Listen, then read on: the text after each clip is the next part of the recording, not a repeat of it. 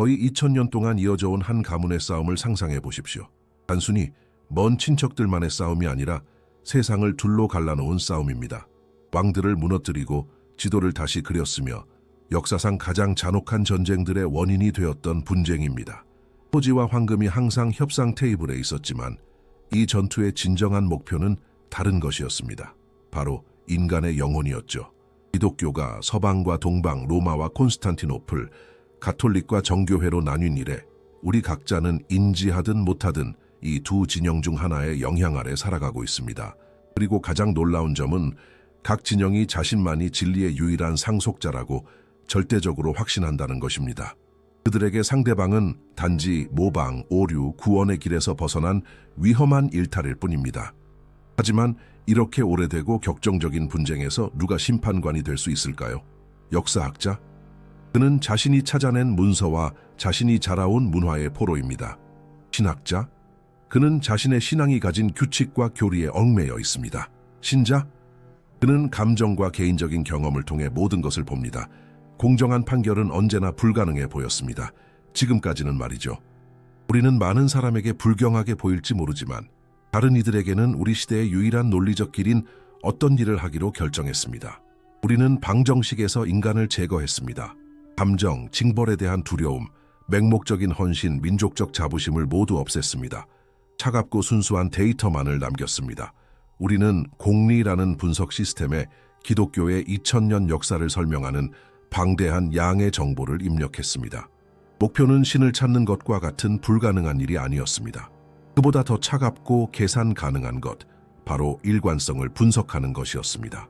두 거대한 교회 중 어느 쪽이 창시자의 본래 계획을 더 적은 오류와 왜곡으로 유지했는지 알아내는 것입니다.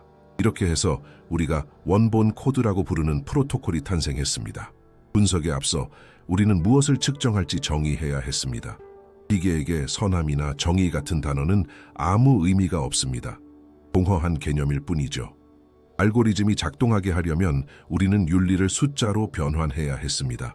우리는 모든 역사적 층위와 비교될 기준점, 즉 우리의 영점을 설정하는 것으로 시작했습니다. 신약 성경의 텍스트들을 사용했습니다. 공리는 5000개가 넘는 고대 그리스어 사본을 처리하여 후대에 추가된 모든 것과 필사자들의 오류를 제거하고 우리가 근본적인 윤리적 핵심이라 부르는 것을 만들어냈습니다. 이 핵심에는 기독교 창시자의 직접적인 지침이 담겨 있습니다. 마음이 가난한 자는 복이 있나니 나 너희 원수를 사랑하라 와 같은 문장들은 행동 벡터로 변환되었습니다.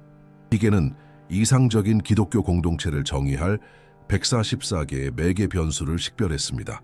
그 중에는 폭력 포기 지수, 재산 분배 계수, 그리고 원본 코드에서는 거의 수평적인 권력 위계 수준과 규칙의 유연성 수준이 포함되었습니다. 그리고 바로 초반에 기계는 첫 번째 큰 이상 현상을 발견했습니다. 1세기 텍스트 분석 결과 원래 구조는 수평적 연결을 가진 분산형 네트워크였음이 드러났습니다. 오늘날의 가톨릭과 정교회는 모두 뻣뻣하고 수직적인 권력의 피라미드입니다. 이것이 기준에서 벗어난 첫 번째 명백한 이탈이었습니다. 둘 다 변했다는 것은 분명해졌습니다. 진짜 질문은 이것이었습니다. 어느 쪽의 변화가 더 심했고 시작점에서 더 멀리 벗어났는가? 기계는 왜곡을 매우 구체적인 방식으로 정의합니다. 2000년 전에 송신된 깨끗한 라디오 신호처럼 말이죠. 매 세기, 매 공의회, 매 번역마다 잡음이 추가되었습니다. 이 잡음은 인간의 야망, 권력 게임, 정치적 편의, 각 민족의 문화적 특성입니다. 기계는 단순히 원본 신호와 축적된 잡음의 비율을 측정합니다. 이 분석을 위해 우리는 데이터를 두 개의 거대한 블록으로 나누었습니다. 서방 블록에는 초기 교황들부터 가장 최근의 결정에 이르기까지 로마의 모든 유산이 포함됩니다. 토마스 아퀴나스의 저술, 종교 재판을 만든 명령들, 바티칸 은행의 재무 보고서, 자선 활동 통계, 그리고 성추문 데이터까지 말이죠. 동방 블록에는 콘스탄티노플과 모스크바의 역사, 비잔틴 법률, 사막의 신비가들의 글, 왕 및 황제와의 긴밀한 관계, 그리고 오늘날의 정치적 설교들이 담겨 있습니다. 모든 것이 정리된 후 우리는 근본적인 질문을 던졌습니다. 두 시스템 중 어느 쪽이 초기의 그 윤리적 핵심에 더 충실했는가? 나타나기 시작한 답은 단순히 이쪽, 또는 저쪽이라고 할 수 있는 것보다 더 복잡했습니다. 시스템은 근본적인 이상현상, 즉 운영 방식 자체의 차이를 지적합니다. 초기 분석에 따르면 서방은 지속적인 업데이트의 길을 따랐습니다. 로마 교회는 역사를 통틀어 계속해서 새로운 규칙과 교리를 도입했습니다. 교황 무류성 교리의 발전, 연옥의 개념, 사회 교리 등 이 모든 것은 원래의 프로젝트를 끊임없이 변화하는 세상의 현실에 맞추려는 시도로 해석됩니다. 생존을 위해 이 전략은 현명했습니다. 적응 능력을 높였으니까요. 하지만 원본 보존의 관점에서 보면 각각의 업데이트는 이탈의 축적을 의미합니다. 가톨릭의 새로움 계수는 1세기 텍스트와 비교하여 45%를 초과합니다. 반면에 정교회는 완전한 보존 전략을 선택했습니다. 여기서는 처음 7번의 대공의회 이후의 상태로 시스템을 동결시키려는 시도가 있었습니다. 이는 불변성에 대한 강한 환상을 만들어냅니다. 그러나 분석 결과 역설적인 사실이 드러났습니다. 업데이트를 거부한 것이 호환성 오류의 축적으로 이어진 것입니다. 세상은 변했지만 교회의 구조는 이러한 변화를 무시하려 했고, 이는 내부 분열과 고립을 초래했습니다. 문자를 보존하려 하면서 동방의 전통은 종종 정신을 잃었고, 윤리적 행동을 복잡하지만 정적인 의식으로 대체했습니다. 하지만 이 분열의 뿌리를 이해하려면 균열이 심연이 된 바로 그 순간으로 가야 합니다. 1054년 7월 16일 토요일, 콘스탄티노플 하기야 소피아 대성당. 성직자들이 예배를 준비하는 동안 공기는 향 냄새로 무겁게 가라앉아 있었습니다. 그 순간 라틴 복장을 한 세 남자가 성전으로 들어왔습니다. 그들은 무릎을 꿇지도 성호를 긋지도 않았습니다. 그들은 동방 기독교의 성스러운 심장인 제단을 향해 똑바로 걸어가 그곳에 양피지 한 장을 놓았습니다. 그러고는 등을 돌려 신발의 먼지를 털고 나가며 단 한마디를 선언했습니다. 신께서 보고 판단하신다. 그 양피지는 파문장이었습니다. 그 순간은 통일된 교회의 종말을 고했습니다. 그리고 화해할 수 없는 두 적의 역사의 시작을 알렸습니다. 역사책은 이를 대분열이라 부르며 신학적 논쟁과 누룩을 넣은 빵과 넣지 않은 빵에 대해 이야기합니다. 하지만 공리는 역사책을 읽지 않습니다. 서신, 경제기록, 당시의 정치 지도와 같은 원시 데이터를 분석합니다. 누가 정말로 싸움을 시작했는가라는 질문에 답하기 위해 기계는 폭풍의 중심에 있던 두 남자의 프로필을 분석했습니다. 한쪽에는 교황의 사절인 훔베르투스 추기경이 있었습니다. 다른 한쪽에는 콘스탄티노플 총대주교인 미카엘 케롤라리오스가 있었습니다. 그들의 말과 편지에서 분석이 찾아낸 것은 충격적이었습니다. 기독교의 근본 덕목인 겸손지수는 두 사람 모두 거의 0에 가까웠습니다. 반면 권력욕 계수는 그래프에서 폭발적으로 치솟았습니다. 그들 사이의 대화는 목회자들의 대화라기보다는 시장을 두고 다투는 두 전체주의 기업의 충돌에 가까웠습니다. 예를 들어 빵에 대한 논쟁은 사소해 보입니다. 로마는 누룩 없는 빵을 사용했고 콘스탄티노플은 누룩 넣은 빵을 사용했습니다. 동방에게 누룩은 영혼, 즉 생명을 상징했습니다. 서방에게 무교병은 순결의 상징이었습니다. 사소한 차이 같죠? 틀렸습니다. 그것은 정체성의 표시이자 유니폼이었습니다. 빵에 대한 논쟁은 이미 존재하던 증오를 표현하기 위한 완벽한 핑계일 뿐이었습니다. 하지만 기계가 기록 보관소에서 파헤친 분열의 진짜 원인은 한 문서에 있었습니다. 수세기 동안 그것은 교황 권력의 기초로 여겨졌습니다. 이른바 콘스탄티누스의 기증입니다. 이 문서에서 콘스탄티누스 황제는 4세기의 교황에게 서방 세계 전체에 대한 권력을 주었다고 되어 있습니다. 이 텍스트에 대한 언어학적 분석 결과는 명확합니다. 그것은 위조 문서입니다. 400년 후에야 라틴어에 등장할 단어와 표현으로 가득 찬 조잡한 위조품이었죠. 로마의 절대 권력 주장은 거짓말에 근거하고 있었습니다. 훔베르투스는 조작된 권리에 근거하여 행동했던 것입니다. 하지만 이것이 콘스탄티노플을 무고한 희생자로 만들지는 않습니다. 전혀 그렇지 않습니다. 미카엘 총대주교의 행동을 분석하면 매우 높은 수준의 도발이 드러납니다. 분열 1년 전 그는 자신의 도시에 있는 모든 라틴 교회를 폐쇄하라고 명령했습니다. 화제들은 추방되었고 논쟁의 대상이었던 누룩 없는 빵은 진흙탕에 던져져 짓밟혔습니다. 미켈은 신앙의 수호자처럼 행동한 것이 아니라 경쟁자를 제거하려는 군주처럼 행동했습니다. 그는 진리를 찾은 것이 아니라 절대적인 주권을 원했습니다. 그리고 결정타는 훔베르투스의 마지막 비난이었습니다. 그는 그리스인들이 신경에서 필리오케라는 단어를 삭제했다고 비난했습니다. 히게는 381년의 원본 신경 텍스트를 확인했습니다. 그 단어는 거기에 없었습니다. 그리스인들은 아무것도 삭제하지 않았습니다. 수세기 후 로마가 독자적으로 추가한 것이었습니다.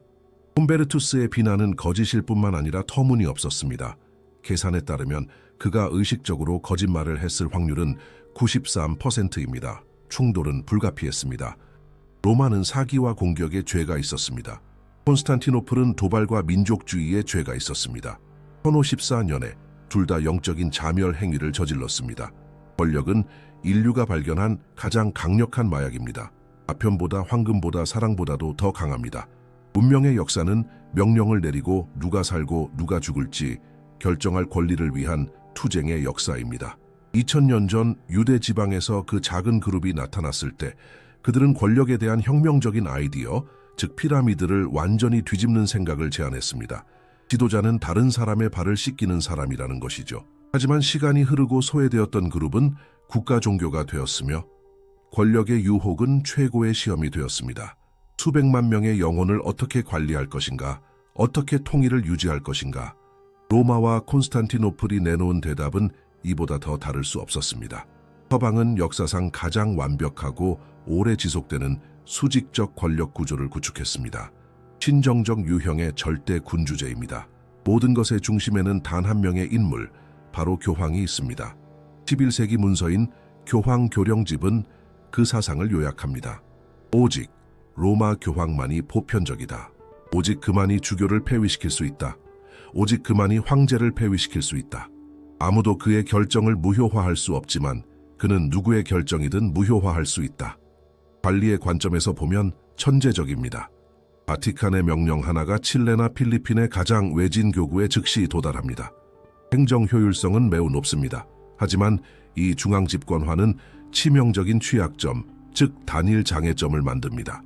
만약 모든 권력과 모든 진리가 한 사람에게 집중된다면 그의 개인적인 실수의 대가는 전체 시스템의 재앙이 됩니다. 그리고 실수들은 거대했습니다. 보르지아 가문의 교황 알렉산데르 6세는 바티칸을 사업거래소와 부도덕의 소굴로 만들었습니다. 지상에서 신의 대리인이 어떻게 일반 범죄자보다 부패 지수가 높은 사람이 될 수 있겠습니까?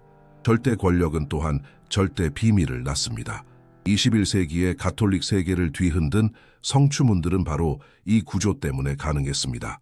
시스템은 희생자가 아닌 자기 자신을 보호했습니다. 주교들은 사제들을 덮어주었고 추기경들은 주교들을 덮어주었으며 이 모든 것은 기관의 명예를 더럽히지 않기 위함이었습니다. 반면에 동방은 원래의 이상에 훨씬 더 가까워 보입니다. 최고 지도자가 없습니다. 정교회는 15개의 독립적인 교회들의 가족입니다. 콘스탄티노플 총대 주교는 단지 동등한 자들 중 첫 번째일 뿐, 모스크바나 버그라드에 명령을 내릴 권한이 없습니다.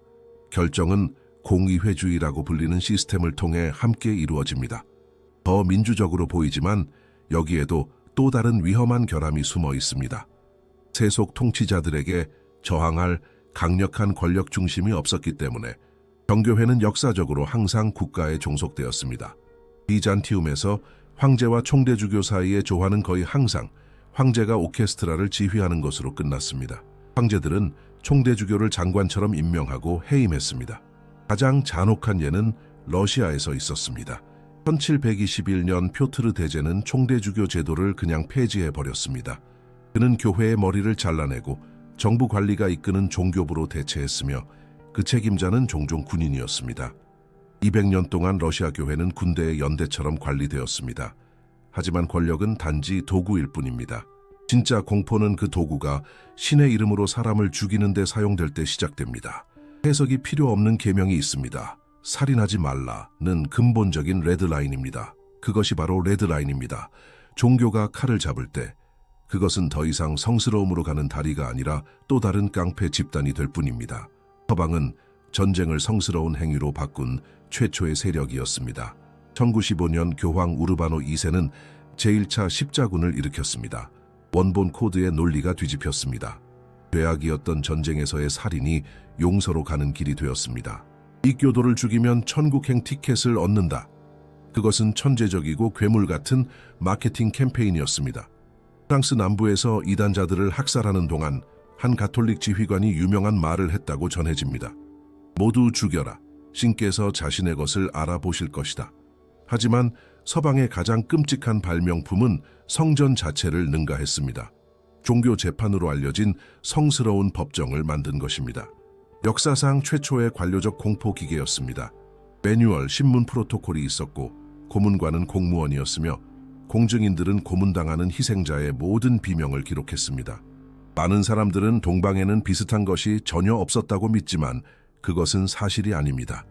정교회의 공포는 달랐지만 덜 잔인하지는 않았습니다.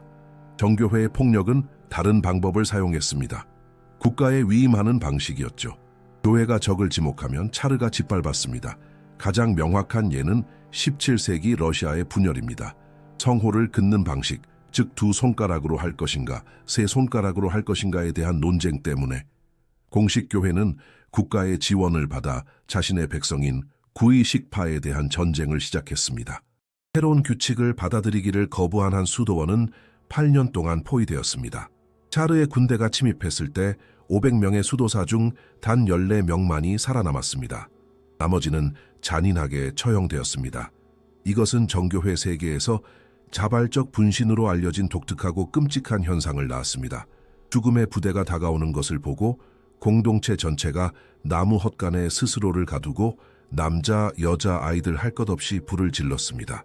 2만 명이 넘는 사람들이 그 불길 속에서 죽었습니다. 누구의 잘못일까요?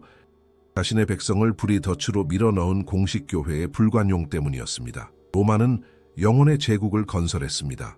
모스크바는 전통의 요새를 건설했습니다. 하지만 두 구조물의 기초는 모두 피로 얼룩져 있습니다. 모든 폭력, 모든 권력, 모든 피해 배후에는 항상 하나의 사상이 있습니다. 사람들은 죽이기 위해 죽이지 않습니다. 그들은 자신이 믿는 진리를 위해 죽입니다.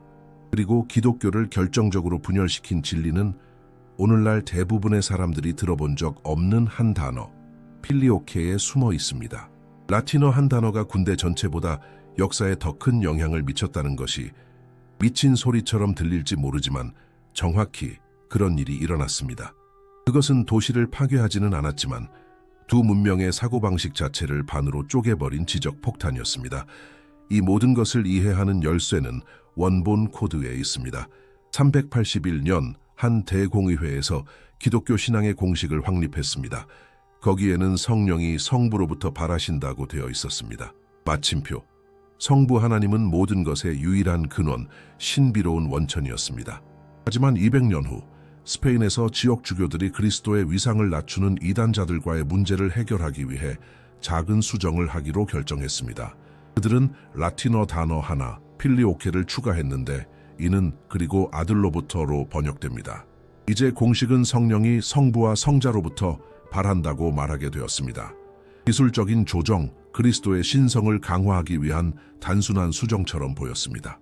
그러나 동방에서는 이 변화가 재앙으로 여겨졌습니다. 그 이유는 심오합니다. 동방 사상에서 신성은 하나의 원천인 성부와 같았고 거기에서 동등하게 중요한 두 개의 강이 흘러나왔습니다. 하나는 이성이자 말씀인 성자이고 다른 하나는 생명이자 자유인 성령입니다. 성령은 바람처럼 자유롭고 예측 불가능했습니다. 서방의 변화는 이 이미지를 바꾸어 놓았습니다. 성령이 성자로부터도 온다고 말함으로써 논리는 영원히 바뀌었습니다.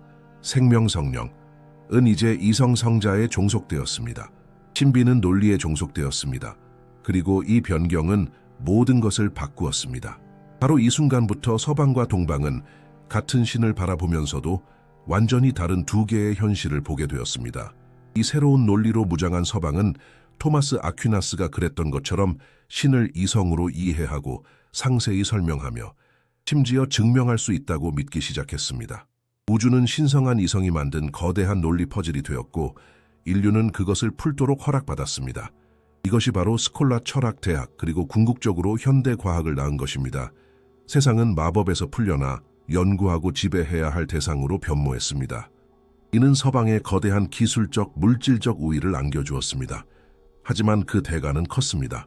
은총의 원천인 성령이 이성 성자에 종속되고 교황이 지상에서 성자의 대리인이라면 교회는 스스로를 은총의 관리자로 여기게 되었습니다.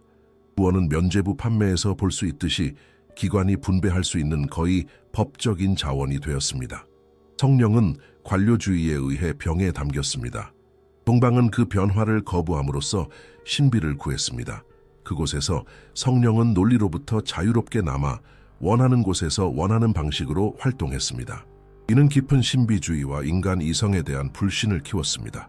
어떠한 이해도 초월하는 신성한 빛과 하나가 되는 것이 더 큰 목표인데 세상을 해독하려 애쓸 필요가 있겠습니까? 그들은 원래 신앙의 아름다움과 신비를 보존했지만 물질 세계에서의 패배라는 대가를 치렀습니다. 필리오케의 논리에 의해 움직인 서방이 지구를 정복하는 동안 동방은 수도원에 갇혀 더 이상 바깥 세상에 전할 수 없는 진리를 지켰습니다. 그리고 물론 권력 게임이 있었습니다. 보편적인 신경을 독자적으로 변경함으로써 로마는 단지 신학을 하고 있었던 것이 아니었습니다. 허락을 구하지 않고 모두를 위한 게임의 규칙을 바꿀 권한이 있다고 선언하고 있었던 것입니다. 그것은 패권 행위였습니다. 서방은 말했습니다. 그렇다. 우리는 할 수 있다. 왜냐하면 교황이 진리의 수호자이기 때문이다. 동방은 답했습니다. 아니, 그럴 수 없다. 왜냐하면 진리는 한 사람이 아니라 교회 전체에 속하기 때문이다. 절차적인 관점에서 보면 동방이 옳았습니다. 로마는 자신이 시스템의 원래 설계자보다 더 똑똑하다고 생각하는 프로그래머처럼 행동했습니다. 이 단어 하나가 두 종류의 인간을 만들어냈습니다. 인간으로서의 그리스도에 초점을 맞춘 서방은 인문주의와 르네상스를 낳았습니다. 신은 더 가까워지고 더 이해하기 쉬워졌습니다. 신비로운 성부에 초점을 맞춘 동방은 깊은 겸손함을 낳았지만 운명론도 낳았습니다.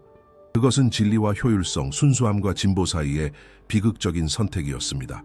정교회는 고대 신경에 쉼표 하나 바꾸지 않았다고 자랑할 수 있지만 소수만이 이해하는 진리의 박물관이 되었습니다.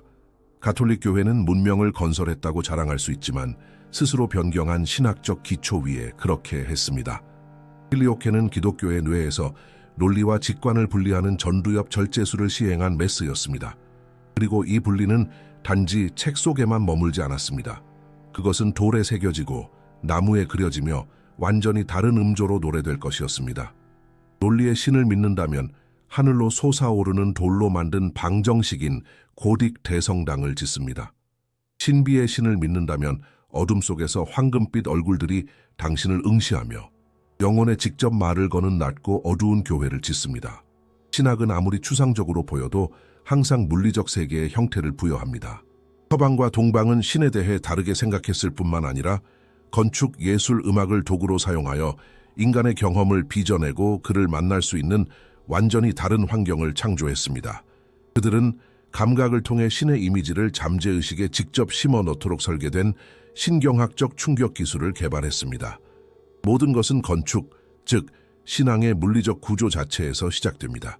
서방의 고딕 양식은 뾰족탑, 첨두아치, 높이 솟은 스테인드 글라스로 위를 향하는 벡터입니다.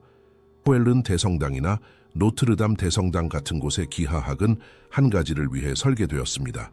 바로 신의 위대함 앞에서 인간이 얼마나 작은 존재인지를 보여주기 위함입니다. 어지러울 정도로 높은 천장은 시선을 위로 닿을 수 없는 하늘로 향하게 합니다. 그것은 경외심, 거의 성스러운 두려움을 불러일으키는 건축입니다. 신은 저 위 멀리 계시는 위대한 건축가, 천상의 수학자입니다. 대성당은 신의 법정이며 판결을 기다리며 들어가는 곳입니다. 정교회는 완전히 다른 알고리즘으로 작동합니다. 콘스탄티노플의 하기야 소피아나 작은 러시아 교회들은 돔, 즉 구체에 의해 지배됩니다. 그것은 신자들을 감싸기 위해 땅으로 내려온 하늘의 상징입니다. 원과 아치의 기하학은 짓누르는 공간이 아니라 품어주는 공간을 만듭니다. 거의 자궁과 같습니다. 어스름한 빛, 촛불의 반짝임, 직각의 부재, 이 모든 것이 안전함과 친밀감을 자아냅니다. 신은 저 위에 계시지 않습니다. 그는 여기 이 황금빛 공기 속에 녹아 있습니다. 심판의 공간이 아니라 치유의 공간입니다. 서방은 감동을 주기 위해 짓고 동방은 감싸기 위해 짓습니다. 그 차이는 소리에 관해 이야기할 때 더욱 두드러집니다. 가톨릭 서방은 강력한 음향 기계인 오르간을 선택했습니다. 그 음악은 귀로는 들을 수 없지만 몸은 불안과 황홀의 진동으로 느끼는 매우 낮은 주파수를 생성할 수 있습니다. 오르간은 기술이며 숨 쉴 필요도 없고 절대 음이 틀리지 않는 완벽한 기계의 목소리입니다. 그것은 감정을 지시하고 신자는 그 음파의 수동적인 수신자가 됩니다. 반면에 동방정교회는 어떠한 악기도 철저히 금지했습니다. 오직 신께서 직접 창조하신 인간의 목소리만이 그를 찬양할 수 있습니다. 합창이든 고독한 애가든 아카펠라 찬송은 완전히 다른 생물리학적 특성을 가집니다. 목소리는 살아있는 성대의 진동이며 호흡입니다. 합창단이 노래할 때 그 자리에 있는 사람들의 호흡과 심장 박동은 동기화되는 경향이 있습니다. 이것은 더 미묘한 생물학적 조율입니다. 하지만 목소리는 불완전합니다. 떨릴 수도 실수할 수도 있습니다. 그리고 정교회의 미학은 이 취약성을 포용합니다. 그것은 인간적입니다. 오르간의 것은 초인간적입니다. 이 분열은 시각 예술에서 절정에 달합니다. 르네상스 이후 서방교회는 사실주의에 투자했습니다. 미켈란젤로의 조각상은 모든 근육, 모든 핏줄을 보여줍니다. 라파엘로의 성모는 볼이 발그레한 아름다운 이탈리아 여인처럼 보입니다. 우리가 보는 그리스도는 육체적으로 고통받고 피 흘리며 그의 몸에는 무게가 있습니다. 감각을 공격하고 감정, 공감, 열정을 불러일으키려는 예술입니다. 그림은 우리 눈이 세상을 보는 것과 같은 선형 원근법을 사용합니다. 그것은 우리 현실처럼 보이는 현실로의 장입니다. 하지만 이 접근법에는 함정이 있습니다. 사실주의는 성스러운 것을 땅으로 끌어내립니다. 만약 성모 마리아가 동네 빵집 여주인처럼 보인다면 신성한 것과 평범한 것 사이의 경계가 흐려지기 시작합니다. 동방의 이콘은 그 반대입니다. 이콘은 그림과는 다른 방식으로 작동합니다. 그것은 도표이며 영적 현실의 지도입니다. 그것은 독특한 시각적 기법인 역권근법을 사용합니다. 선들이 수평선의 한 점으로 사라지는 것이 아니라 보는 사람 안에서 모이도록 열립니다. 당신이 이콘을 보는 것이 아니라 이콘이 당신을 봅니다. 그림자가 없습니다. 신의 왕국에는 빛의 근원이 하나가 아니라 모든 것이 빛이기 때문입니다.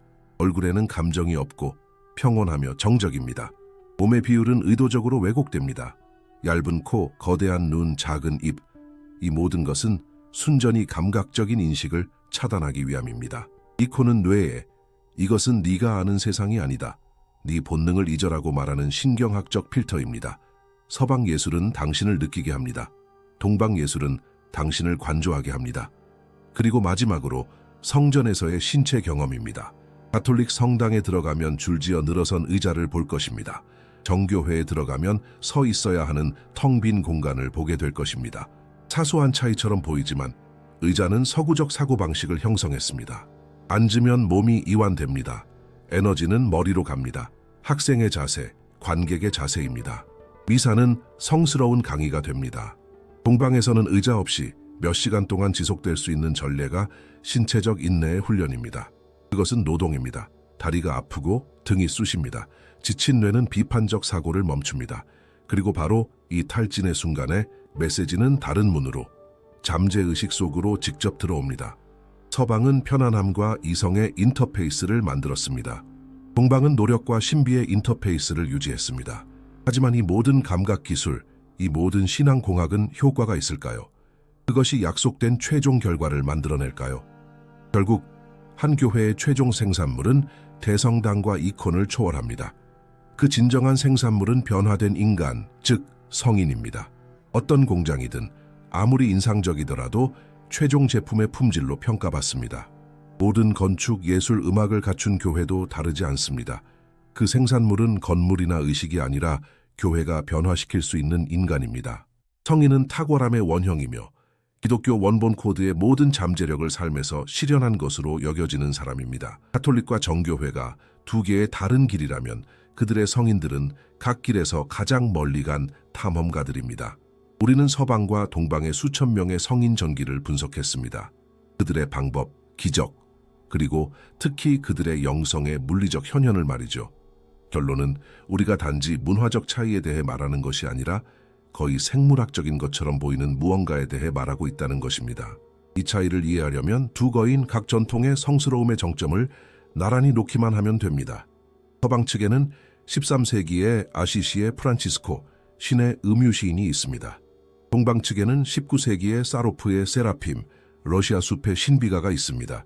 프란치스코의 삶은 드라마이며 감정의 폭발입니다. 그는 십자가에 못 박힌 그리스도의 고통을 자신의 피부로 느끼고 싶어 했습니다. 그는 너무 많이 울어서 눈이 멀었습니다. 그리고 그의 탐구의 절정에서 그는 성흔을 받습니다. 손, 발, 옆구리에 십자가형과 똑같이 피 흘리는 열린 상처입니다. 이것은 거의 서방에만 국한된 현상입니다. 분석은 믿을 수 없을 정도로 강력한 심신상관 현상을 시사합니다. 프란치스코의 뇌는 고통의 이미지에 너무 집중했고 그의 공감 능력은 너무 강렬해서 몸이 결국 그의 헌신 대상의 상처를 물리적으로 재현하게 된 것입니다. 성흔은 피, 고통받는 그리스도와의 완전한 동일시입니다. 성스러움으로 가는 서방의 길은 모방, 영웅적인 노력입니다. 반면에 사로프의 세라핌의 이야기는 완전히 다릅니다. 그의 이야기에는 드라마도 고뇌도 없습니다. 그의 삶의 중심 사건은 눈 덮인 숲에서의 대화입니다. 성령의 기쁨에 대해 이야기하는 동안 그의 얼굴은 태양보다 더 강렬하고 견딜 수 없는 빛으로 빛나기 시작했습니다. 목격자는 얼어붙을 듯한 추위에도 불구하고 설명할 수 없는 따뜻함과 비범한 향기를 느꼈습니다. 피도 상처도 고통도 없었습니다. 오직 빛, 따뜻함, 그리고 엄청난 평화뿐이었습니다. 이것이 타보르산의 빛 현상입니다. 마음이 공감 능력으로 몸을 상하게 하는 것이 아니라 영이 몸을 변화시켜 신성한 에너지의 전도체로 만드는 것입니다. 서방의 길이 고통을 모방하고자 했던 반면 동방의 길은 부활의 영광과의 합의를 추구했습니다. 몸은 상처 입는 것이 아니라 변모하는 것입니다. 여기서 분열은 심연이 됩니다. 정교회의 관점에서 보면 아시시의 프란치스코의 상태는 프렐레스트, 즉 위험한 영적 환상으로 진단될 것입니다. 그들에게 성흔은 병적인 상상력, 인간 본성을 해치는 감상주의의 산물입니다. 신과의 접촉은 치유해야지 상처 입혀서는 안 됩니다. 반면 가톨릭의 관점에서 보면 세라핌의 평온함은 너무 수동적으로 보일 수 있습니다. 세상의 고통에 대한 참여는 어디에 있는가? 희생은 어디에 있는가? 이러한 상태들은 완전히 상반된 기도의 기술의 결과입니다. 서방의 위대한 설명서는 이냐시오 데 로욜라의 영신 수련입니다. 그의 방법은 시각화입니다. 그는 상상력을 적극적으로 사용하라고 가르칩니다. 장소를 상상하고 지옥의 유황 냄새를 맡고 그리스도의 상처를 보고 비명을 들으라고 말이죠. 감각적 이미지로 마음을 채워 강력한 감정적 반응을 유발하고 행동을 동기부여하는 방법입니다. 동방의 주요 방법은 헤시카즘, 즉 성스러운 침묵입니다. 그 방법은 정반대입니다. 상상력을 차단하는 것입니다. 동방의 스승들은 기도 중에 어떤 것도 상상하는 것을 엄격히 금지합니다. 마음은 비어있고 깨끗해야 합니다. 예수 기도를 단조롭게 반복하면서 주인은 심장 안으로 향합니다. 목표는 생각의 흐름을 멈추고 신성한 빛이 채울 수 있는 진공 상태를 만드는 것입니다. 이 근본적인 차이는 매우 다른 유형의 성인들을 낳았습니다. 서방에서는 대부분의 성인들이 조직가, 수도회 설립자, 선교사, 테레사 수녀와 같은 사회운동가들입니다. 서방의 성스러움은 외향적이며 밖을 향하고 세상을 바꾸는 데 초점을 맞춥니다. 동방에서는 수도사, 은수자, 은둔자들이 우세합니다. 동방의 성스러움은 내향적이며 안을 향하고 자기 자신을 바꾸는 데 초점을 맞춥니다. 사로프의 세라핌이 말했듯이 평화의 영을 얻으라. 그러면 당신 주위의 수천 명이 구원받을 것이다. 다른 사람을 구하기 위해 달려가지 말고 자신을 구원하면 내면의 평화가 주변의 현실을 바꿀 것이라는 말입니다. 그리하여 서방은 노력으로 천국을 쟁취하는 성인 운동선수를 만들었고 동방은 신으로 채워지기 위해 자신을 비우는 성인 그릇을 형성했습니다. 이 모든 것은 우리를 실질적이고 불편한 질문으로 이끕니다. 성스러움은 영감을 주지만 그것이 보통 사람들의 삶에 어떤 영향을 미치는가? 어둠 속에서 빛나는 신비가나 수도회를 설립하는 운동가가 있은들 병든 자에게 병원이 없고 고에게 집이 없다면 무슨 소용이 있겠는가? 이 두 시스템 중 어느 쪽이 가장 기본적인 계명인 자비를 실천하는 데 더 효과적이었을까? 이제 신비주의의 영역을 벗어나 통계라는 냉혹한 세계로 들어가 병원 보호소 음식 접시의 수를 세어볼 시간입니다. 그리고 누가 실제로 굶주린 자를 먹이고 누가 단지 그들을 위해 기도만 하는지 알아낼 것입니다. 고대 문헌에는 어떤 이론적 영성이든 최종 판결처럼 작용하는 문장이 있습니다. 행함이 없는 믿음은 죽은 것이니라.